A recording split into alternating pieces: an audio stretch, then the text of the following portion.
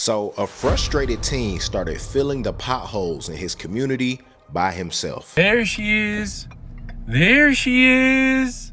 Just a drink cold beer with my rowdy friends. If you know anything about Michigan, we got some of the worst roads in the country, and I guarantee you that we can compete. One of the reasons why it's so hard to find a reliable car in Detroit is that you need to assume that that boy been through his share of potholes. What you know about the type of potholes where you could be listening to music on a vibe, and as soon as you hit that, all of a sudden it's like turn everything off, vibe kill. It's just changed the whole mood up. Like, we got those type of potholes. So a frustrated teenager took matters into his own hands and decided to go fill the potholes in his community. So much so that it made the news. I saw this headline going across the screen when I was at the gym, and I was just like, well, I'll be a teenager with more sense than the local government in the area. And then it had me thinking about just the optics of America and what we expect from our youth that are emerging, coming into this mess. If there's anything I learned, it's that we gotta be our own solutions. And a lot of times being our own solution is an easier, quicker, and happier path for us to pursue rather than going through these hoops and mazes to get something super basic like getting the potholes filled. Now, I didn't follow this story all the way through. I don't know whether or not he got in trouble. Obviously, from a construction code standpoint, whatever the case may be, you don't just go handling these types of materials to fill a pothole up. But from a community investment standpoint and from a public relations standpoint, it will be in their best interest to use this as a moment of encouragement and coming alongside or behind what he's doing. Because really, y'all can end up getting good credit and the community also gets what it needs. But like I said, I didn't follow this story all the way through because some mayors and city council people will use these types of moments to trick the public into thinking that they are actually invested in working with bettering their community to get that PR real quick and then dip off. You know, all of a sudden they show up in suits and hard hats and this boy posing and he's shaking the hand of important people and everything that he did just kind of stops right there. So I don't know. It would be cool if they came behind him. But the headline said frustrated teen. So he like, whether y'all behind me or not.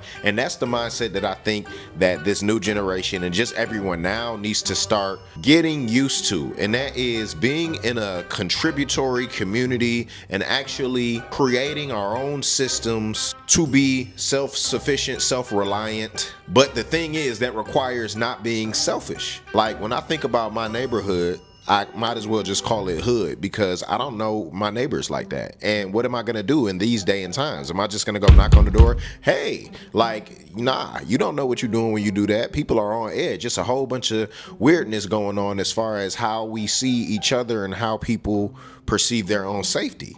And a lot of that is taught, learned, or psychologized behavior. But there's a way to snap out of it. And this teen, I believe, gets something that a lot of us gonna have to start thinking about in order to move forward in a way that we can control and feel good about. You know, it seems every generation, everyone starts over. It's about your household, what you can do for yourself. Unless you're rich and you have the mindset to pass an inheritance down to your kid, it's up to you once you go to the next generation to start over. Maybe your parents give you a good start getting you a car, or maybe you got a little bit of savings that you worked in your teens. Like, who knows? People have varying degrees of starting points, but at the end of the day, you still on your own.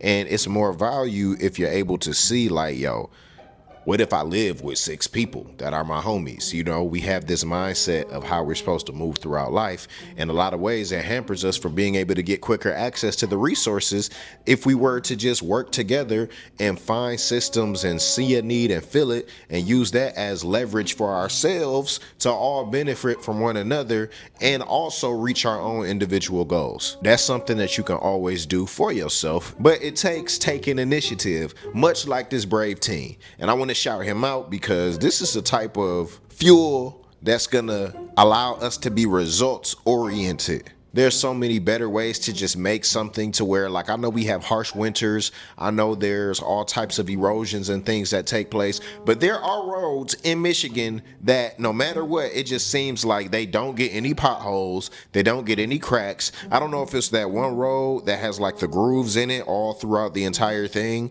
And apparently that's good for like expanding and contracting with the heat and the cold, allowing the road to stay connected and not break off. I'm like, why can't we do that everywhere. Like, what's the budget? Because I'm tired of every single time we driving on these roads, all of a sudden something bust up, and then y'all come with that little tar and black pebbles, and y'all filling it up, and then it's all seedy and knocking all up under your car and chipping your paint and getting in your tires, and then that gets flat, and that's never smooth, so it's all bumpy because cars run. Like, come on, what are we doing? What are we doing? So yeah, I can see why that teen is fed up. He got the right idea. Y'all let me know what y'all think about this in the comment section. Do we need more self-source solutions, and how do we start doing that, and what are the benefits of that too, for people to start thinking about being their own solution? And if we start doing that in our community, what are the benefits that we can see from togetherness like that, and start breaking these walls down so we can stop being divided by these illegitimate, invisible illusions that they create, and you know, really seeing the value of what we can do and how far we can go with a joint goal. I don't know, that's just my 2 cents to make $1. I'll catch y'all in the next video.